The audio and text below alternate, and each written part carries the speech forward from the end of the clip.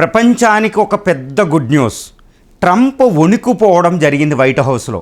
Iran తన America యొక్క air బేసెస్ని, ఖతార్లో ఇరాక్లో ఉన్న ఎయిర్ బేసెస్ని, ఆర్మీ బేసెస్ని, అంటే అమెరికా ఎయిర్ బేసెస్ని ఇరాన్ అటాక్ చేయడంతో ట్రంప్ రాత్రంతా కూర్చుని వణికిపోవడం జరిగింది వైట్ హౌస్లో. వణికిపోయిన తర్వాత గల్ఫ్ దేశాల్లో వణికి మొదలైన తర్వాత అప్పుడు గల్ఫ్ దేశాల్లో కదలికి వచ్చి రాత్రి ట్రంప్ ఒక అద్భుతమైన ప్రకటన, ప్రపంచానికి ఒక అద్భుతమైన స్వీట్ న్యూస్ చెప్పారన్నమాట. అదేంటంటే వార్ ఎండెడ్, యుద్ధ విరమణ జరిగింది, అంటే సీజ్ ఫైర్ జరిగింది.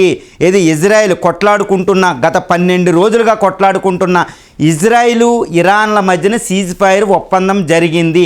వార్ ఎండెడ్ అని తన ట్రూత్ సోషల్ అనే దాంట్లో డొనాల్డ్ ట్రంప్ పెట్టడం జరిగింది. అదేం లేదండి, congratulation to the every one, there will be a complete and total cease fire approximately 6 hours. At the end of the 12 hours war considered ended అని చెప్పడం జరిగిందనమాట. ఒక అద్భుతమైన న్యూస్.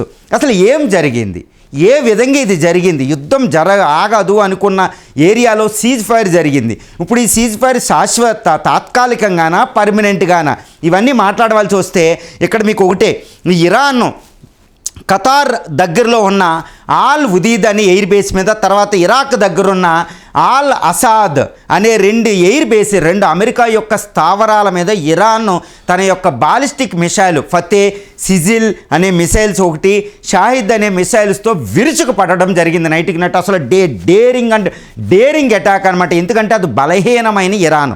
ఈ బలహీనమైన ఇరాను ఇజ్రాయెల్ మీద, అమెరికా మీద అటాక్ చేయడం అంటే, ఎదురు తిరిగి అటాక్ చేయడం అంటే తన ఆత్మహత్యన సదృశ్యం అన్నమాట. కానీ అది డేరింగ్ని తట్టుకోలేకపోతుంది అనమాట అమెరికా. ట్రంప్ నిన్న అంతా వైట్ హౌస్లో కూర్చుని తన వార్ కమిటీ, జేడీ వ్యాన్స్, తన హెక్సెత్ అని రక్షణ శాఖ మంత్రి అందరితో కూర్చుని అక్కడ పర్యవేక్షణ చేస్తూ ఇరాన్ ప్రతిస్పందించింది. మనం ప్రతిస్పందిస్తే ఎలా ఉంటుందని ఆలోచించి అమెరికా అధ్యక్షుడు ప్రతిస్పందించలేదు. అమెరికా అధ్యక్షుడు ప్రతిస్పందిస్తే అది 3వ ప్రపంచ యుద్ధానికి దారితీస్తుంది. అమెరికా ఇప్పుడు ప్రతిస్పందించే చాలా తీవ్రమైన ప్రమాదం. కానీ ట్రంప్, ఇజ్రాయెల్ ఒక అంగీకారానికి వచ్చారు.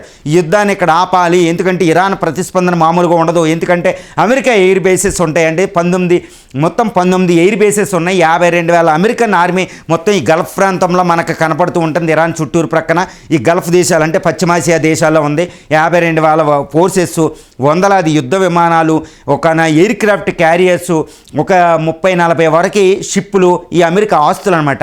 ఈ అమెరికా ఆస్తుల మీద ఇరాన్ అటాక్ చేయగలిగితే అమెరికాకి ఎక్కువ తీవ్రమైన నష్టం జరిగింది. ఇరాన్ తర్వాత ఆత్మహత్య సదృశం అమెరికా చేతిలో మిగలదనమాట, ఇజ్రాయెల్ చేతిలో మిగలదు. అంత తీవ్రమైన, ఇంకా ఇరాన్ అంతమా అన్నట్టు ఉంటుందన్నమాట అమెరికా అటాక్, అమెరికా కాబట్టి. కానీ ఎక్కడ ఒకటి గుర్తుపెట్టుకోవాలి.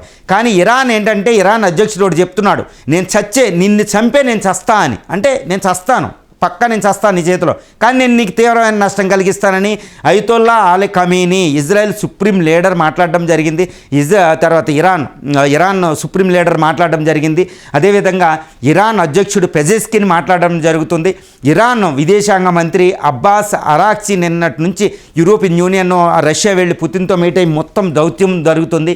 ఇరాన్ అనేది భయానకమైన వార్నింగ్ ఇవ్వడం జరిగింది. సండే నైట్ అటాక్ జరిగితే సోమవారం 7:40 అది ప్రతిస్పందన జరిగింది. అసలు ప్రపంచం ఆశ్చర్యపోయింది, గల్ఫ్ దేశాలు వణుకు పట్టుకున్నాయి. ఎందుకంటే ఇరాన్ వల్ల చాలా తీవ్రమైన నష్టం జరుగుతుందండి. అది చాలా తీవ్రమైన నష్టం. అందుకనే అమెరికా ఇక ఆపిదాం అని ఇజ్రాయెల్ని ఒప్పించి, ఇజ్రాయెల్ అధ్యక్షుడు బెంజమిన్ నెతన్యాహుని ఒప్పించి, తర్వాత ఇటు ఇరాన్తో మాట్లాడి, ఏది ఖతార్ దేశం, సౌదీ అరేబియా, అదే తర్వాత బహ్రెయిన్, తర్వాత యుఏఈ, అదేవిధంగా రష్యాల ద్వారా ఈ ఇరాన్ అధ్యక్షుడితో supreme leader Ayatollah Ali Khamenei, Iran అధ్యక్షుడు వాళ్ళ విదేశాంగ మంత్రితో మాట్లాడి నైట్ అమెరికా ఎక్కడికక్కడ ఈ ఇజ్రాయెల్ని ఒప్పించి, ఎందుకంటే ఇజ్రాయెల్ అనేది ఒప్పుకోదు, అమెరికా చెప్పినా అటాక్ చేస్తూనే ఉంది. అంటే ఇజ్రాయెల్ని అణిచిపెట్టి ఇజ్రాయెల్కి సీరియస్ వార్నింగ్ ఇచ్చారు ట్రంప్ అని తెలుస్తుంది. ఇజ్రాయెల్ నువ్వు ఇంకా అటాక్లు ఆపు, నీ వల్ల పశ్చిమాసియా అంతా యుద్ధంలో వచ్చింది, నేను యుద్ధంలోకి వచ్చానని తెలుసుకుని ట్రంప్ ఇజ్రాయెల్ని ఆపి అటు ఇరాన్తో మాట్లాడి రెండు కాల్పుల విరమణ. ఇరాన్ చెప్తూనే ఉంది, ఇజ్రాయెల్ అటాక్స్ ఆపితే మేము కూర్చుంటాం శాంతి చర్చలు కానీ. సో ఇజ్రాయెల్ ఆపింది కాబట్టి, ఇరాన్ కూడా అంగీకరించింది కాబట్టి తాత్కాలికంగా ఒక అద్భుతంగా కాల్పుల విరమణ, సీజ్ ఫైర్ జరిగింది. యుద్ధ విరమణ కాదు, ఓన్లీ సీజ్ ఫైర్ మాత్రమే. అంటే ఇప్పుడు ఇంకా పీస్ఫుల్ డిస్కషన్స్ ఇంకా ఉన్నాయి. అంటే ఈ సీజ్ ఫైర్లో మళ్ళీ ఎవరైనా ఆజ్యం పోసారనుకోండి మళ్ళీ యుద్ధం మొదలవుతుంది. కానీ యుద్ధం మొదలయ్యే అవకాశాలు లేవు. ఎందుకంటే ట్రంప్ కూడా ఇంకా యుద్ధం ఇది పెద్దదవుతే మాత్రం చాలా ప్రమాదం అని ఉంది. అక్కడ ట్రంప్ వార్నింగ్, ఇది పుతిన్ వార్నింగ్ ఇవ్వడం జరిగింది రష్యా నుంచి. పుతిన్ ఆయుధాలు సప్లై చేయడం లేదు, కానీ పుతిన్ మేము రంగంలోకి వస్తే చాలా తీవ్రమైన ప్రమాణం ఉంటుంది, మీరు అనవసరంగా ఖైమేనీని చంపొద్దు, ఇరాన్ మీద టెహరాన్ మీద అణుదాడులు ఎలాంటి పాల్పడితే మాత్రం చాలా తీవ్రంగా ఉంటుందని పుతిన్ హెచ్చరిక కూడా పనిచేసింది. అటు చైనా ఆయుధాలు పంపడం అది కూడా పనిచేసింది. ముఖ్యంగా భారత ప్రధాని ఈ రెండిటితో మాట్లాడి చాలా తీవ్రంగా చెప్పడం కూడా భారత పాత్ర కూడా అక్కడ మంచిగా పనిచేసిందని చెప్పొచ్చు. ఇంకా గల్ఫ్ కంట్రీస్ కూడా భయపడ్డాయి. ఎందుకంటే ఇరాన్ తగ్గేలే లేదు, అక్కడ ఇజ్రాయెల్ తగ్గలేదు, మొత్తం పశ్చిమాసియా అంతా అగ్నికి ఆహుతి అయిపోతుంది. అమెరికా కూడా రంగంలోకి వచ్చింది. కాబట్టి అమెరికా యొక్క స్థావరాలు ఉన్న ఈ 7-8 దేశాల మీద ఇరాన్ అటాక్ చేస్తే మాత్రం ఆ దేశాలు అల్లకొల్లాలం అవుతాయి. ముఖ్యంగా వాళ్ళ యొక్క ఆయిల్ బావుల మీద అటాక్ చేసింది అనుకోండి ఇరాన్, వాళ్ళకి సర్వనాశనం ఉంటుంది. కాబట్టి ఇది బాగోదు. తర్వాత గల్ఫ్ హర్మూజ్ స్ట్రైట్ని క్లోజ్ చేసిందంటే ప్రపంచ ఆర్థిక వ్యవస్థ బాగోదు. అందుకనే అటు చైనా కూడా రంగంలో దిగింది. ఎందుకంటే చైనా ఎక్కువ నష్టపోద్ది. ఇక్కడ భారతదేశం కూడా తన 40% ఆయిల్ని అక్కడ నుంచి తెచ్చుకుంటుంది. కాబట్టి భారతదేశ ఆర్థిక వ్యవస్థ కూడా గ్రోత్ రేట్ పడిపోతుంది. అందుకనే భారతదేశం, ఇటు చైనా, ఇటు పుతిన్, గల్ఫ్లో ఉన్న దేశాలు అన్ని రంగంలో దిగడం వల్ల, ఈ అమెరికా మీద ఒత్తిడి తీసుకురావడం వల్ల ఇక ఇరాన్ ఎక్కడ తగ్గదనే ఒక భయానకమైన ఉత్పాతం ట్రంప్లో కలగడం వల్ల, అంటే ట్రంప్లో ఒక భయాందోళన ఉంది. ఎందుకంటే యుద్ధం వెళ్ళింది అనుకోండి, అది ప్రపంచానికి మంచిది కాదు. అదేవిధంగా నిన్న అమెరికన్స్ కూడా వాషింగ్టన్ డీసీ, న్యూయార్క్లో ప్రదర్శన చేశారు, మీరు ఇజ్రాయెల్కి సపోర్ట్ చేయొద్దు, అమెరికా యుద్ధంలోకి వెళ్ళొద్దని. ఎందుకంటే అమెరికన్ పీపుల్ శాంతి కాముకులు.